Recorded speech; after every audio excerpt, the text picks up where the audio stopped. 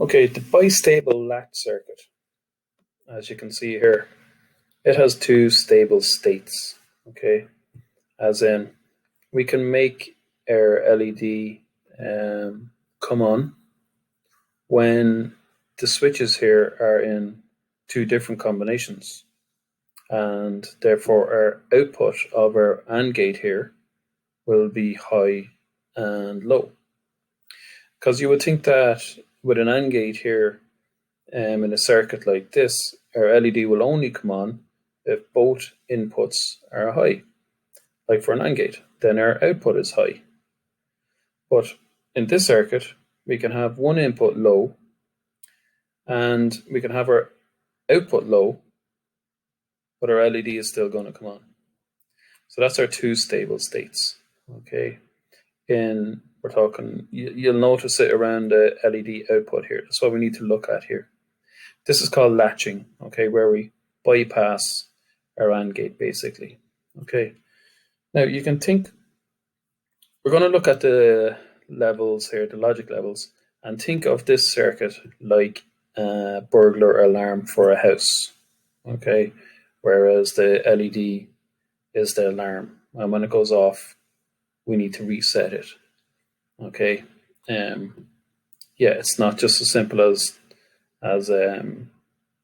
just flicking a switch. Okay, we need to reset the whole system in order to get our alarm off. Okay, so let's run it. Okay, so yeah, we can see everything looks good here, and we have one input high going into the AND gate, and our output is low. Okay, so that's what you would expect. Now, let's flick one switch. Okay, it's like our alarm is after going off now. Okay, and we have two inputs high going into our AND gate, and our AND gate is outputting, and our LED is now on. Now, if I trigger this switch,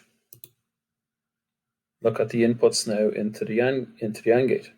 So we now have a low input into the AND gate and a low output. Okay, and our LED is still on, kind of like an OR gate. Okay,